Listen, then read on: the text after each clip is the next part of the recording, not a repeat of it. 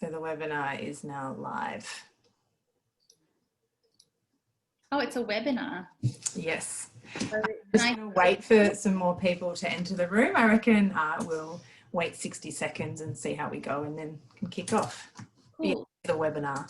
So will we be able to see people's faces then if it's an actual webinar? No, you won't be able to see people's faces. Oh, right. Ah, great. This is like different. You've got some, can you see the chat function though? Yes. Yeah, you've got a hi Akane. We're just going to wait another 30, 40 seconds and then we're going to kick off. I love these. Yeah, I love the friendly chats. I'm going to say thank you. I just rearranged my background yesterday. All right, I think we will kick off now. That's been about 60 seconds. All right, so I've been distracted by the chat now that's happening on my right-hand side. I'm going to close that. So my name is Dr. Renee Fomiati. I'm a researcher from the Australian Research Centre in Sex, Health and Society at La Trobe University. And this is our Research and Practice Seminar series. This is our October iteration as the year goes on. Before we begin, I'd just like to acknowledge the traditional owners of country throughout Australia and recognise their continuing connection to land, waters and culture. I pay my respects to their elders past and present. Today we have Dr. Akane Kanai from the School of Media, Film and Journalism at Monash University. She'll be presenting on intersectionality in digital feminist knowledge cultures. Akane is a lecturer in the School of Media, Film and Journalism at Monash University. Her research on youthful femininities and digital intimate publics has been published in outlets including Feminist Media Studies, the Journal of Gender Studies and other journals. And her first book, Gender and Relatability in Digital Culture, Managing Affect, Intimacy and Value, is published with Palgrave Macmillan. Akane is going to speak for a little shorter than usual today, most probably for about half an hour. That's just so we can manage the bit of Zoom fatigue that everyone's experiencing. So we're going to have some extra time for questions at the end, or we can wrap up a little bit early if that's the case. And I'd encourage you to raise your virtual hand at the end so I can unmute you and you can ask the question yourself. But you're also welcome to put things in via the chat function. I'm going to hand over to you now, Akane. Great. Thanks everyone for the warm welcome in the chat. And I'd like to acknowledge the Wurundjeri people, Awabakal and Worimi peoples on whose lands the research that I'm talking about today was conducted. So I do have slides. It's a bit hard to have them up and I don't know, I think talk directly to you at the same time, but I will just do that for clarity. So I'll just share my screen. Obligatory pause while I share my screen. So the paper I'm giving today is a little bit different to the abstract, which I think probably happens to quite a few people, but it's drawn from two projects that I've conducted. The first was a project on mapping digital feminisms I did at the University of Newcastle when I was there. And that was really about trying to understand what were kind of the main investments, ideas, the kind of points of orientation for feminists who were really learning about feminism through digital culture. Based on the findings of that project, in which it became apparent that it was quite difficult for a lot of feminists to learn about feminism through digital culture and participate in it, I then began a project with Julia Coffey, who's at the University of Newcastle. But we conducted a project on online feminist deliberation, which was looking at how self-identifying feminists were trying to do deliberation online in feminist spaces, how they were managing differences of opinion, how they were managing disagreement, all those kinds of icky feelings that happen, I think, in spaces which are very politically active and also politically sensitive. So this project draws a little bit on that second project, but mainly on the first. And I apologize if anyone's heard my work before and I repeat myself a bit. But to start off with, I just want to say a bit about the approach that I've taken. And what I've been really interested in both these projects is the question of learning and approaches to feminist knowledge in this moment, as we live in a time when we've witnessed a huge explosion of feminist ideas and messages in Western media culture. And, you know, correspondingly, it has also become ever more culturally important in this moment to stay woke, inverted commas, informed, and to educate yourself. As Francesca Sobante has also written on this kind of move to woke wash with commercial brands, what we can see is that this imperative has really been taken up, I guess, on an individual level. This is in a time when activist hashtag campaigns like Me Too converge and compete with feminist celebrity culture, kind of corporate empowerment and confidence speak, feminist self-help books, body positive and affirmative advertising. So what we see is a huge multiplication of feminist sources. And in light of this, and in the speed of developments that are available or that are made possible through digital culture, I think it's important to consider precisely how feminists in this kind of contradictory resurgence are grappling with ways of understanding and doing feminism. So Sarah Benet-Weiser and Laura Portwood Stacer observed that feminism has become sort of incredibly popular in its entry into often spaces of mainstream culture that are already often highly individualized, like celebrity culture, popular culture, and so on. And at the same time, I think while we have this kind of focus on individualism, it was puzzling to me that the term intersectionality started cropping up so much, something that seems to be so counter to it. And this is a term, right, that has been used originally in scholarship as a scholarly origin. The term, I mean, not just the idea of overlapping differences, particularly in critical race and feminist scholarship. But what we see, sorry for my slides there, in digital culture at the moment, in these sort of everyday knowledge cultures, we see intersectionality as a framework that's suddenly become popular, something that has come to heuristically signify the framework through which multiple categories of difference, such as race, class, and gender, are understood for social justice aims. And so I'm really interested in this current uptake and how certain historical understandings of intersectionality are displaced or continued or taken up in new formations.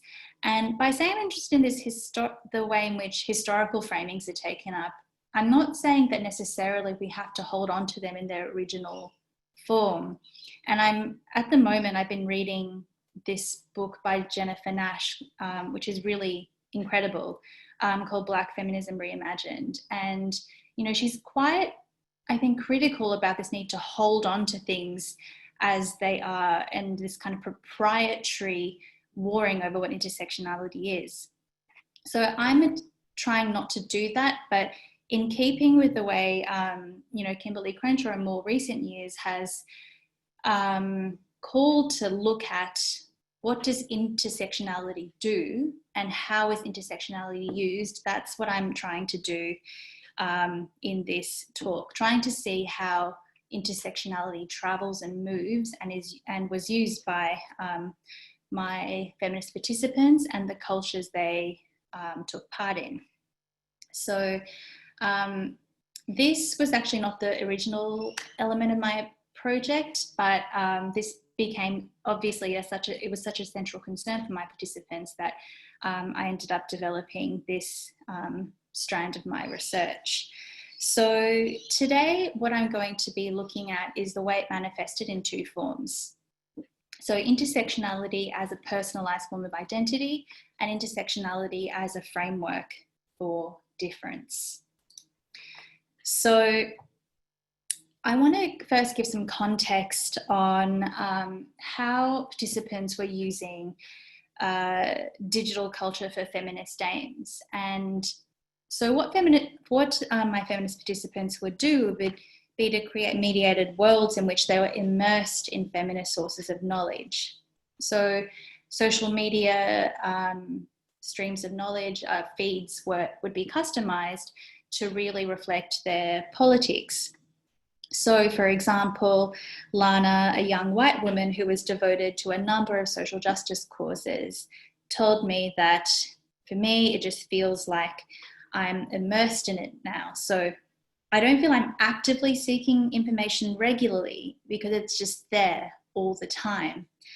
Unless I see something and I'm like, oh, I hadn't thought about that before, or there's a link and something specific has happened, it's just more like an immersion than it is active access. Alana, a young white woman majoring in politics in her undergrad degree, similarly reported she followed 30 to 40 different feminist sources. Another participant, Olivia, was a student, said she couldn't count the number of pages and profiles she followed, but only followed news or not-for-profits. Sasha, who was a substitute teacher, a casual teacher at the time I interviewed her, now is in permanent work, was that person who was always telling her friends to read this or that feminist article and would curate this social justice reading list for her friends. So I just wanted to give that context so you can kind of see this immersion and this kind of commitment that my participants showed in relation to their learning. And this was voluntary work, they took on to educate themselves and keep abreast of feminist developments with the resources that were accessible to them. So digital participation was really seen as a source for learning and of pedagogy and the exchanging of things that were learned. And corresponding with what many scholars have observed as the growing dissolution between distinct spheres of work and leisure in post-Fordist structures of labour now, learning, growth, and this kind of ongoing self-actualization were all mixed in what participants were doing online.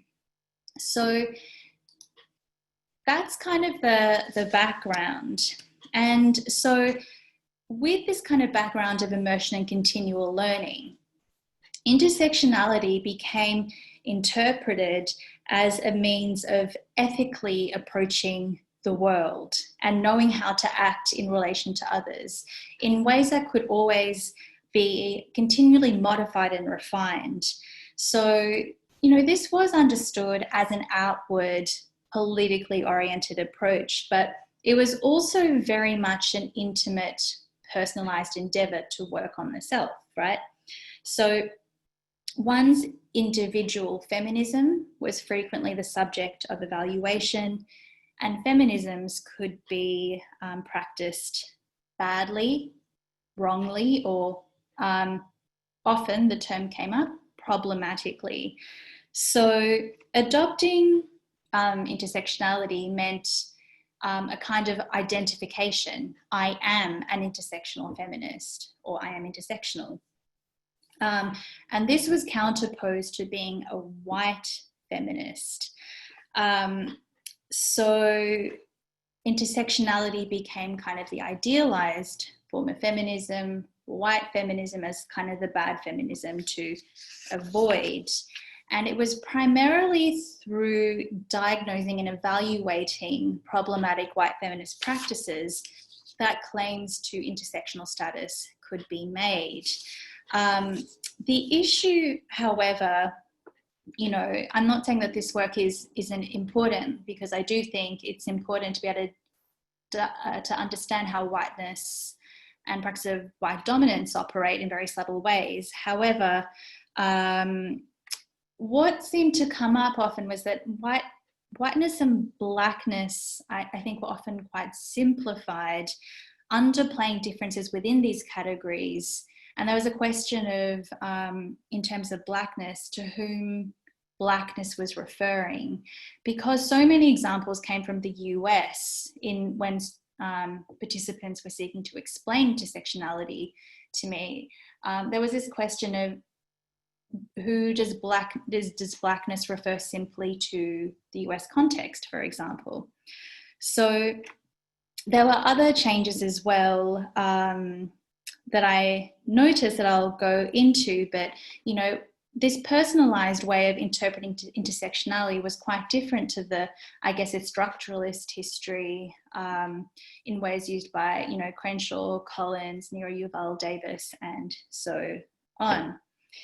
So what you could see, I think, was a kind of personalization of intersectionality, I guess in the similar ways that lots of ideas in social media culture tend to be kind of personalized, but in a very kind of common sense way. So a way that it was the framework and it, shouldn't be disputed. So I'll go into a bit more detail about how this came to materialize. So for my younger participants, particularly, it was primarily, though not exclusively, high-profile American celebrities who are used as exemplars of acting as a white feminist. So Lena Dunham, showrunner of the HBO show Girls, and Taylor Swift, very popular pop star. Not sure how else to introduce her. But as Holmes and Negra observe, female celebrity serves a social function. As female public figures, they used to delineate behaviour that is out of bounds for women. And so it's unsurprising, I think, in the politics of race and gender that celebrities such as these often serve a condensed shorthand through which to understand good feminisms, bad feminisms, good femininities, bad femininities. And there was a particular attachment to deconstructing these celebrities, revealing, their flaws. So one of my participants, Rebecca, was about 22 at university when I interviewed her, and she named Dunham, Swift, and the Kardashians as key examples of white feminism, and used them to make sense of, I guess, white feminism, what was right and wrong. And she said, I find a lot of American female feminists who aren't women of colour just tend to be quite into their own privilege. And they're very like Mia Friedman. She just makes things about herself and makes a campaign out of it. They just tend to make their experiences about themselves all the time. It's very dramatic. It's very drama filled. Like, let's create some drama. And it's like, why? So surprisingly, well, not surprisingly that, Mia Friedman was mentioned, but there wasn't actually that much mention of Australian feminists in this explanation, or Australian women in terms of explanation of white feminists. The other example came from another participant who critiqued Clementine Ford and said, I feel like she just kind of speaks for herself, doesn't really have a great understanding of any other issues outside of her own experience. So these were the two examples, but there was really a large focus on the US context in this way.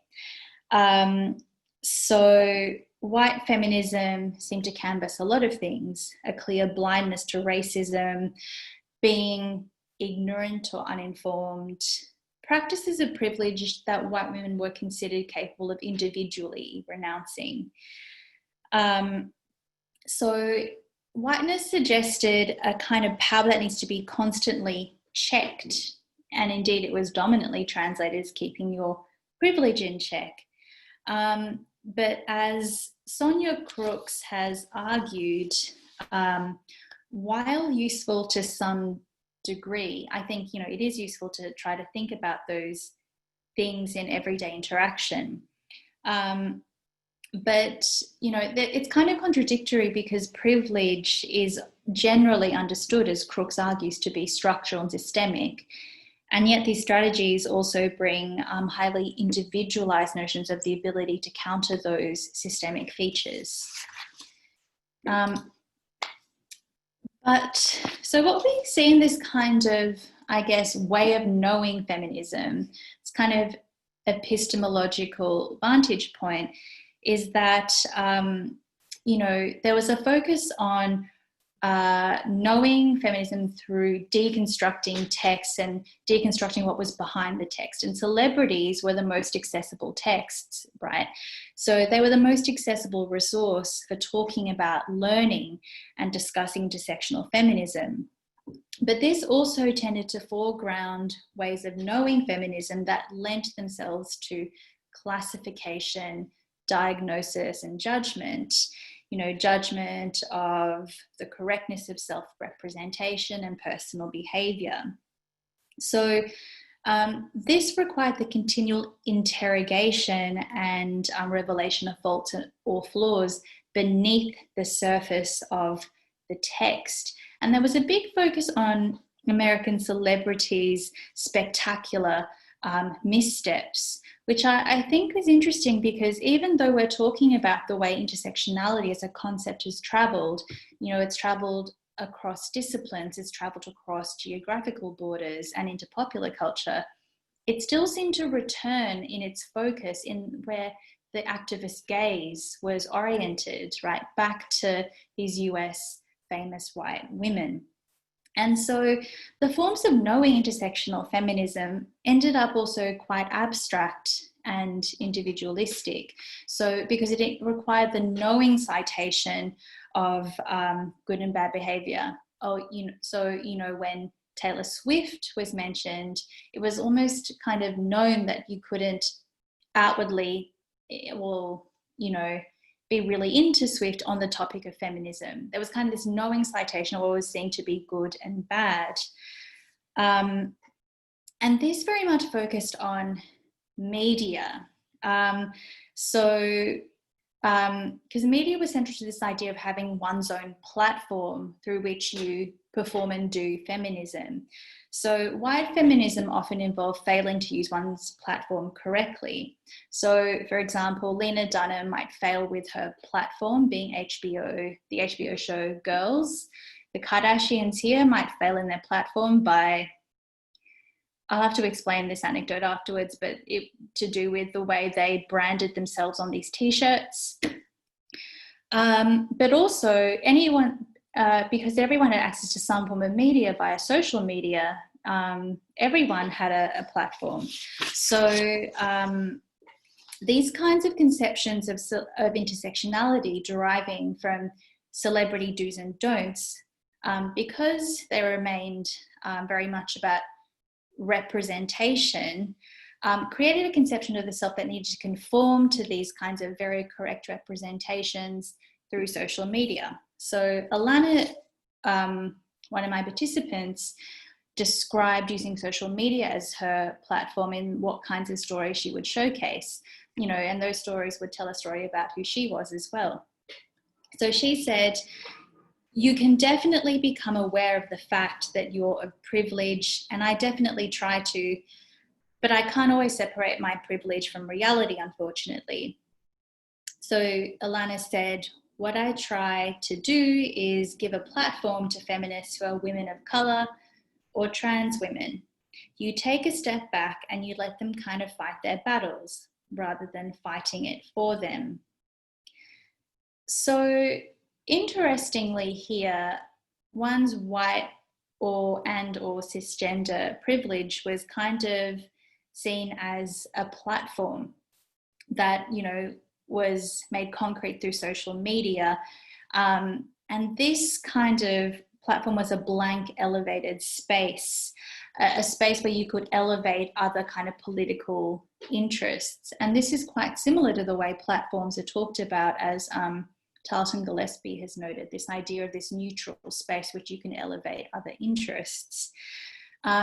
Notably, this privilege was needed for this kind of practice of solidarity to take place. But there was this keen sense that you should use whatever platform, whatever mode of representation you have to, you know, push this kind of intersectional agenda. So I've talked about intersectionality as kind of a personalized way of acting in the world. But the second thing I want to touch on is the conceptualization of intersectionality as a framework in and of itself.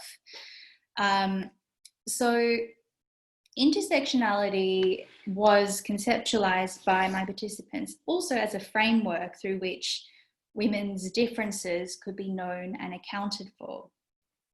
So the way I found to best describe this was intersectionality as a kind of grid of classification, organising women's diversity along the axis of range of experiences and depth of disadvantage.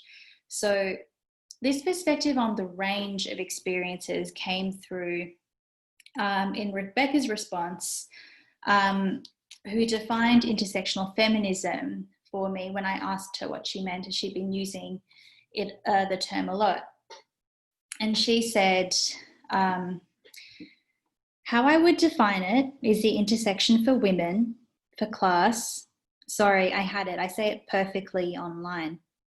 Yeah, class, race, and gender and sexuality and how they affect women's experiences, women identifying experiences. Oh, sorry, and people with a disability. I'm not sure if that's an ableist language because a person with a disability, I think, is the proper term, but it's also a section for feminism. So Rebecca's definition of intersectional feminism that she'd, you know, had tried really hard to kind of cobble together through, you know, her learning, her self-driven learning, it condensed several significations. So feminism was condensed with women's experiences, and thus intersectionality was a means of acknowledging different sections of women, taking care not to leave anyone out in this sort of inclusive or framework of inclusion. Another participant, Alice, who was a white community outreach officer in the 30s, also kind of explained intersectionality as kind of this range of diversity, saying, I've looked at stuff through different lenses. So when I read articles on social media, I might rip it apart a bit more and go, I wonder what that comment would feel like if I had a disability. I wonder what that comment would feel like if I were a Black woman. I wonder what that comment would feel like if I were really skinny or really fat or Asian or really tall or really short or had a mental health difficulty or was a transgender female, so on and so forth. So these interpretations showed presumptions of an intersectional framework as a means of plotting the diversity of women on a kind of grid together where their differences could be kind of accounted for. On the axis of range, it showed the capacity to arrange transgender, tall, skinny, Asian, able-bodied women on a plane of common experience. And in terms of depth, intersectionality was understood as a linear means of measuring disadvantage. So, for example, using the coordinates of this grid, Sasha, who was the former substitute teacher and one of my most committed participants in terms of her, you know, research on these issues, she explained to me the coordinates in these terms. So if you are a Black trans woman and working class, you are at the back of the line. So there was an interesting premise here that intersectionality, you know, was really a very internal facing grid, an internal means of regulating women's affairs, with some privileged women placed as implicit hosts, determining the inclusion of other women in this grid. So following on from Rebecca's original definition, where she talked about intersectionality as, sections of women's experiences, I asked her if intersectionality could be applied beyond that. So, for example, to men. And Rebecca responded, oh, definitely, yeah. I'd still apply the same thing to men. But they're always normally white, male from a middle-class family. So it's like a quick analysis. So I want to pause there because Rebecca did know perfectly well that men display as many intragroup differences as women. And, she did discuss racism, like the racism of the family, in response to people, not just women, to men also. But it was interesting to me that for her, intersectionality simply meant applying a straightforward diagnosis of privilege. And I think this reflected more than just, Rebecca's own understanding, but kind of says something about the kind of cultural shift in the way intersectionality is taken up. This suggested that, these kinds of popular understandings of intersectionality, positioned it as this kind of internal framework governing and regulating privileged women's conduct in relation to other women based on these identifiable differences. But I was struck in these explanations of the ways in which intersectionality appeared so neat, where the differences were so countable, fungible and fixed, and not kind of shaped by relationality or context. And I was also really struck by the way in which the subject of woman was really further reinforced by this notion of intersectionality, and that the main political concern then came, how do you include and account for all these different types of women? So these views were not shared by all my participants, I have to say. For example, Yasmin, who moved a lot in activist circles, she was highly critical of her white peers' construction of intersectionality and, highlighted the kinds of conflations that her white peers would make in relation to the diverse subjects who were to be included.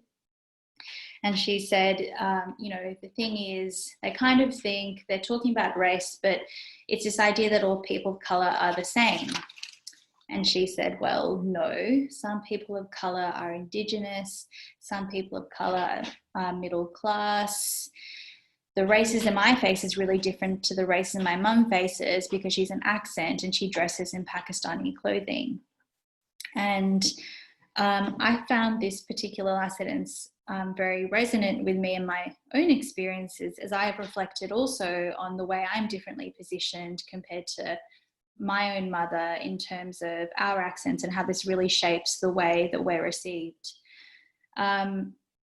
So Yasmin had written a blog post calling out the ways in which, these knowing citations of intersectionality, knowing the people that had done wrong, knowing the people that were problematic, how this kind of, work of knowledge in the way intersectionality was being mobilized could be recuperated into individual claims of sophistication. So she was very explicit in criticizing the contradiction in Australian feminist peers she knew looking physically uncomfortable around women who have migrants' accents while wearing the pin, "My feminism will be intersectional or it'll be bullshit." So I've just excerpted that Twitter screen grab there because, this slogan, although Flavia Zodan says it's not a slogan, emerged from an essay written by her. And indeed, I think you can see the ways in which often when, these kinds of very complex frameworks travel, sometimes some of the complexity is lost in its movement. So the last thing I want to say, and I know I've kind of covered a lot of ground, but is to think about the ways in which some of the difficulty in discussing these very complex, tricky, and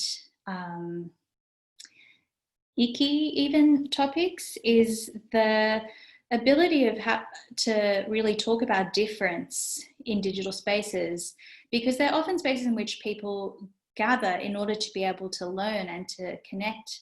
But you know, all of the participants in the former project, you know, all had some kinds of problems in trying to talk about differences of perspective and these kinds of questions of personal politics in the spaces they were in, without encountering things like, you know, being ejected, you know, pylons. These were all things they described. So this was the reason I moved onto that second project that I'm working on with Julia Coffey, where we're looking at how do feminists engage in difficult conversations?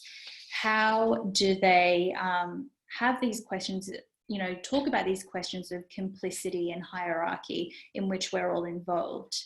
And I think really interestingly, I just wanted to leave you this one kind of longer quote from one of our participants in the second project, because she talked about the way in which, you know, the way in which digital culture enables kind of the instant connectivity and immediacy could lead to this kind of culture of correction that she was critical of, even, you know, and she wasn't just critical of, I guess, white feminist, you know, wrongdoing, which I'm, you know, not really using that word, but, you know, she wasn't just critical of white feminist practice, but also of the kind of intersectional activist practice that she would end up being involved in.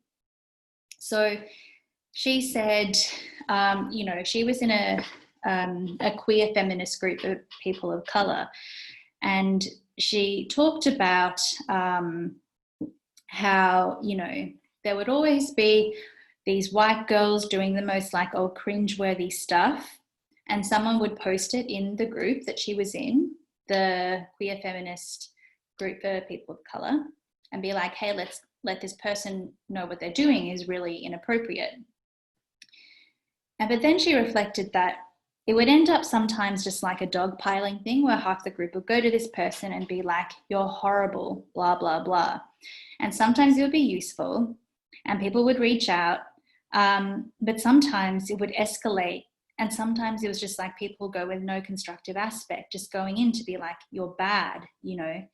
I think just to show like they were good, whatever that means. It was a bit performative sometimes. Like if 20 people have told this person the same thing, what is you joining in going to do? You're just doing it so you can say you did.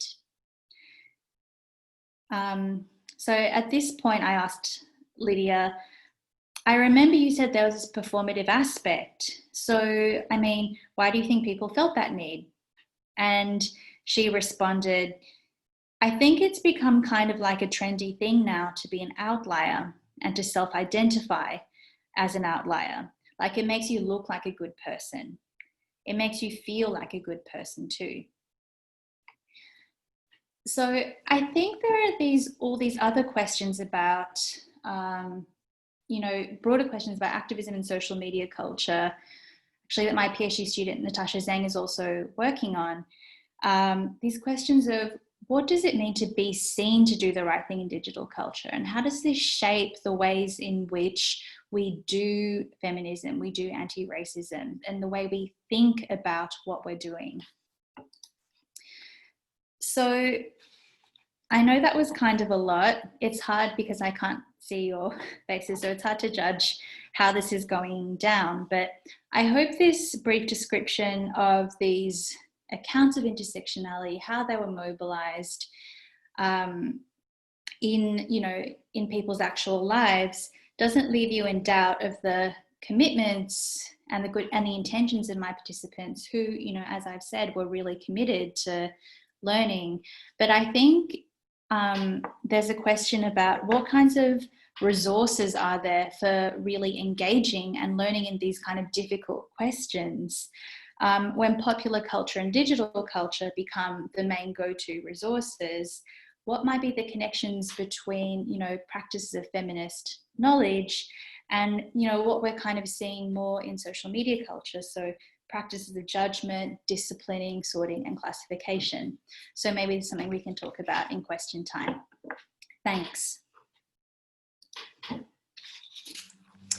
Thanks, Akane. That was great. There is the sound of virtual clapping in the comment thread. It was great for me to hear that. We spent a lot of time talking about celebrity and celebrity culture, so it was nice to hear you speak in a more academic kind of forum, in a more scholarly way. But I'm going to open it up for questions. Yeah, I'm sorry it's a bit of an awkward technological thing, but if people want to put up their hands, I can certainly put on the, I'm just looking at the comments coming up, I can certainly put on your mic. So if people want to ask questions themselves, or feel free to put something in the chat box.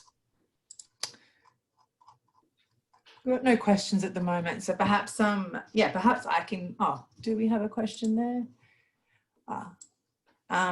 Zoe, can you see that, Akane? Zoe has asked, for everyone who can't see it, how does digital feminist activism, i.e. the Me Too movement, play into this performative intersectionality? Good question. I wonder whether, oh, yeah, I'll just speak, right? Please, I don't think I can answer this very well, so I'm... Actually, I wonder whether, Zoe, you might be better placed to kind of respond to that, because I think there's so much in the movement, and I think this is something actually I've been talking about with Francesca Sobande, who does work on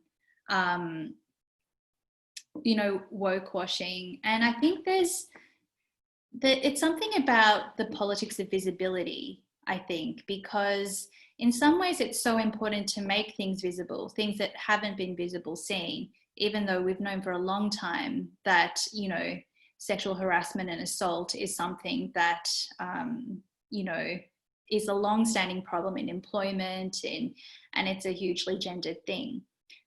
So it's almost like an open secret, but there is that sense, there was that kind of sense that it is really important to make things visible. And I think there is that question about how social media culture is all about making everything visible, you know, and being visible to be counted. And I think it's hard because sometimes that is really useful. But I think also this urge to kind of conflate visibility with the politics in and of itself is something that I think we need to be cautious about. And Sarah Benet-Weiser has also, I think, written a bit on that in her book, Empowered, as well. Well, I've allowed you to speak in case you'd like to say anything to Akane. Oh, I didn't know I would be able to speak. Hello. Thanks, Akane. This has been so interesting, and I just came out of one of these myself where I was speaking, so I understand how daunting it is not to be able to see your audience, but it was great. Yeah, no, I was just really fascinated. I think you know that I'm doing my PhD on that digital feminist activism myself, I guess, but my question came from a personal place though, but just from noticing this kind of performativity around exactly what you were just talking about. And yeah, while I think that, yeah, it's really important that we discuss these issues, I was wondering if, yeah, you had any more insights around how you might have observed performativity play out regarding specifically digital feminist activism. Because I've certainly seen it myself in kind of from a personal perspective as much as anything. Yeah, but yeah, you kind of answered me, so that's great. Thanks, Zoe. I think I'll just follow up to say I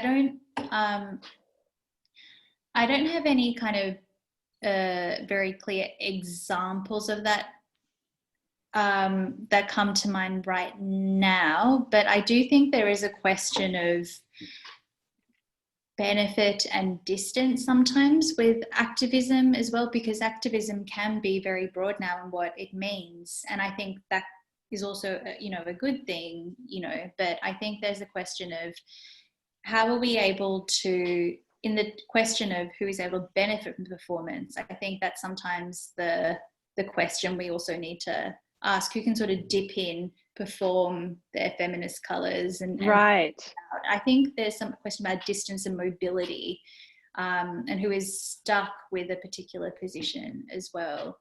So yeah, but I'm happy to talk about it more later as well. Wonderful, thank you so much. I'm muted. Someone has to do it every seminar, speak blindly with their microphone off. We've got another question in the chat. It's from Hannah. I can read it out, but I don't know. I'm just going to put on your microphone in case you would like to speak, but I'm also happy to read it out. Oh, hi. I can say something. Hey, Akane, that was so great. Nice to hear from you and hear how this work is going.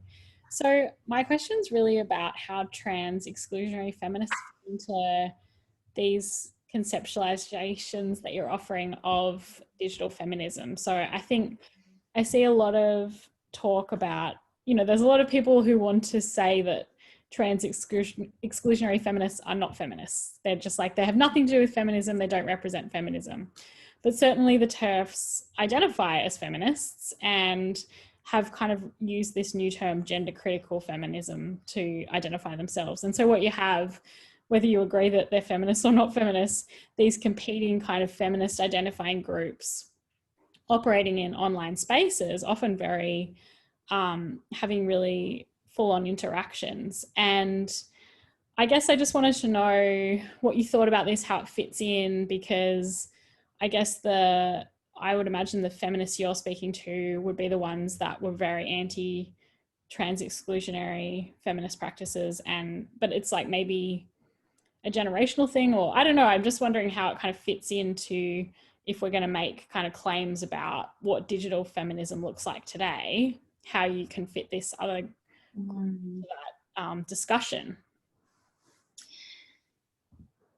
Yeah, I think this is such a big question, and actually I'd be really curious to hear what you think as well, because definitely I would say most of my participants are all very careful, you know, in their own practices, and really, you know, wanted to make sure that nothing they were doing was, you know, turfy, as they would put it. But I think, yeah, I'm thinking about the conceptualization of harm potentially if intersectionality is a framework that's quite seen to be an internal thing, that's all about that, you know, reinforces this subject of woman, right, as the defining term, and the harms done to women depending on, you know, accounting and balancing up all these wrongs, then I think there is a limitation there that could potentially correspond with the inability to really think through trans as well. But then I don't want to say, yeah, I know my participants were definitely not, you know, in their own practices were, you know, but definitely I think inclusiveness is like the main word they would probably use to associate with themselves, apart from like intersectional, right? But I think maybe the question of inclusion itself premises this, you know, dominant host position through which you let other people in, rather than trying to decenter that power and try to say maybe there's dialogue, there's different experiences, you know, it's not that, you know, why should I consider myself as the automatic host to then include you kind of deserving subject into this? I don't know. What do you think? Yeah, I mean, I think what I keep seeing on places like Twitter are feminists who say, oh, I don't know a single feminist who's trans exclusionary, like as if TERF culture is just almost made up. It's just trying to kind of distance it so far from feminism that it's almost just like this fringe radical group that deserves no attention. And I think that that's really problematic for a lot of reasons, but one of them is actually because it's a failure to engage with aspects of dominant feminist discourse that might actually support trans exclusionary ideas. And I think that's what you were hinting at, is like, what is it about some aspects of this feminist discourse that align with some of those things, and especially kind of tracing the history of how these ideas have emerged and where they've come from. So it's like not useful to have that distancing.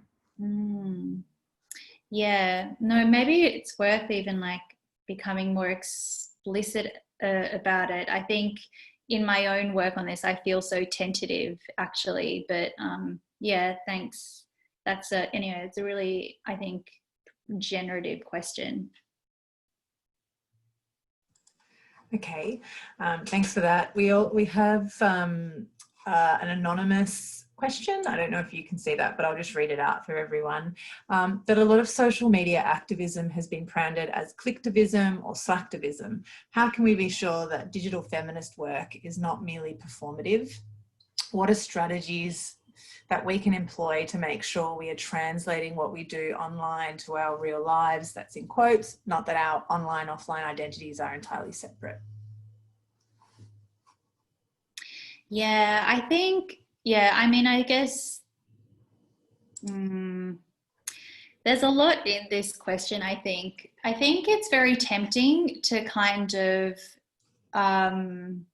easily slide into cynicism and sort of be like, oh, well, all that social media work is superficial on the surface. It's, you know, and lots of people do that because, you know, there is a sense that it isn't doing enough, right? Especially in the context of being like quite often embedded in very commercial culture, in these attention economies where, you know, the most flagrant, outrageous things rise to the top, right? But actually, oh yeah, and this is something, I don't know if she's here, but my PhD student Tasha Zeng was actually talking about this on, you know, the ways in which it's really important to sort of think about the context in which lots of these things happen, and I think about what they do. So maybe it's worthwhile thinking about, what do we mean when we talk about activism per se? I mean, sometimes maybe it's too broad a term to capture the kinds of small moments of resistance that are happening. Maybe, you know, I think that it's worthwhile paying attention to the details of how people recount what they do and how they feel at the time. So, for example, you know, a number of my participants had been ejected from different, you know, private groups they were in, and this could have been seen as an act of activism, but it didn't really shift anyone's feelings. They felt more, you know, resentful that they'd been ejected without being able to explain who, you know, their position, especially when they'd, you know, done activism with the groups in the past and not been able to continue. So, yeah, so I think there's, what I really like to do is use Sarah Ahmed's work as a framework for looking at how affect mobilizes us, how it orients us, and what it turns us to look at, what it turns us to do. And sometimes you can see things that aren't called activism actually, you know, being quite powerful. So I'm sorry if that's quite a vague answer, but yeah, I'm really, really loving using Sarah Ahmed's queer phenomenology at the moment as a way of thinking through that. Okay, we have another question by Verity. I've allowed you to talk. I hate saying that I've allowed you to talk, Verity, but I have. If you would like to ask your question, but otherwise I'm happy to read it out. Verity said, I was wondering how you frame your own practices as activism and or how you negotiate the relationship with participants as someone who sits at that intersect of being both an in-group, out-group member as a feminist and a researcher. Thanks, Verity. And I think we ought, you know, as we're colleagues, we should really be talking about this more, but somehow you never find the space or time when you're actually working with someone to do it. But in terms of my own practices as activism, I don't think I've ever framed what I do as activism. And actually that's a really good question, because I never really thought about why that is, but maybe it's because my Venus is in Libra or something. But, no, Mars is in Libra, sorry. Okay, but I've never framed what I do as activism, but I guess trying to make change in small ways. But I think because maybe the subjectivity of the activist has always been portrayed in ways that seem alien to me, that I haven't felt that I've been able to, I don't know, see myself in that way. How I negotiate the relationship with participants.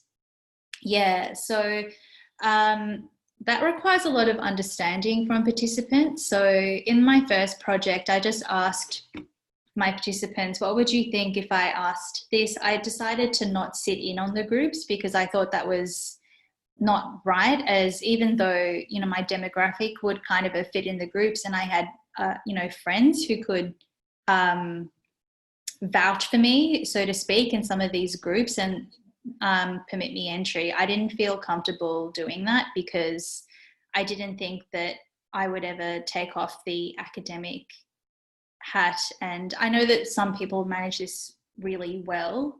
I think Megan Sharp has written on this kind of negotiation, but I didn't think I would be able to do it. So I haven't observed these groups in situ. I've just relied on participants' own accounts.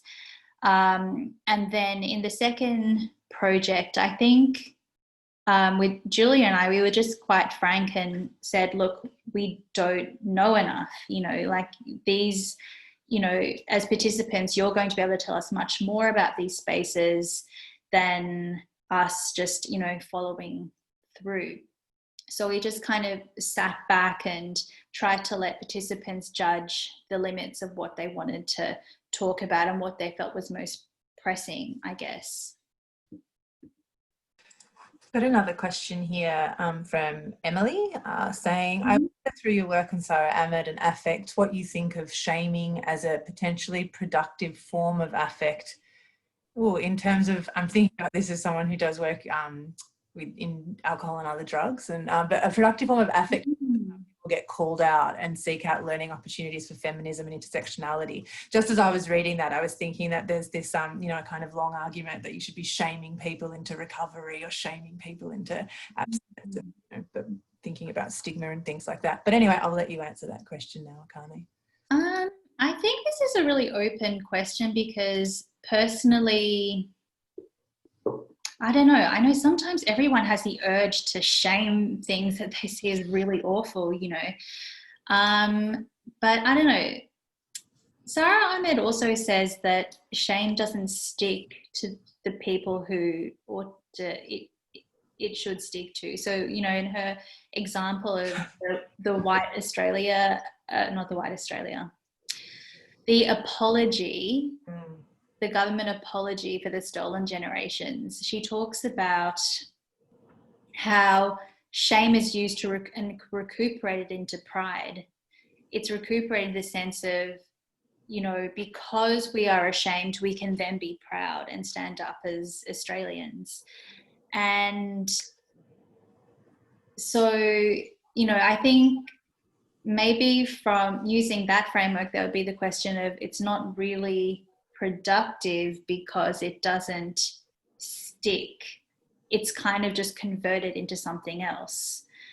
There's another comment that just came up about saying, isn't that a performative shame then? Which is what I was thinking as I was listening to, that somehow that kind of the shaming is part of the kind of call out culture, for want of a better word, which, you know, then in turn, you know, ends up performing that kind of intersectional, you know, knowledgeable subject, you know, the knowing subject again. I wonder if kind of shame, you know, operates in that way. Yeah, I think that's another good question. I mean, I'm not sure. I mean, maybe, you know, it's possible that it's really felt in the instance, but just that because of this sense of divorcing and a lack of, you know, self-reflection, that it could pass. Maybe it's too powerful an affect to really hold in and really deal with. It can be quite, yeah, I think it can really bind you, that kind of sense of shame. So I'm not sure if yeah, I'm not sure about the effectiveness of it, but I don't know. I'm thinking about how Ashan Nagai talks about ugly feelings as weak and nasty feelings, and maybe those are more productive. Maybe the kind of, I don't know, something that's kind of more ambivalent, more grey, that's something that kind of sticks with you, because yeah, I feel as though shame might not really allow the proper airing of discussions, and and I think so many forms of the kinds of complicity that we see in terms of privileged practice of activism or that kind of thing, maybe they're not sufficient to be ashamed of, or maybe they're just small everyday interactions and they're not great, but they're good to reflect on. And I think perhaps shame might be too powerful a feeling, and it might actually block some of those moments of airing as well. Yeah, that's a good question, Emily. I'll have to reflect on that more. All right, we're now at 5:01, so I think that we can start wrapping up. Thank you, Akane. That was great. I hope you had a good time too. Thanks for having me, and thanks for being such a supportive audience. Yes, thank you everyone for coming. We have our next seminar. I always have to look at my physical calendar now. I work from home. November 18th, where we have Associate Professor Sandy O'Sullivan speaking. So the details of that should be up on the website soon. But everyone, I hope you all have a very good Wednesday night as we inch towards the end of this very long year. Bye.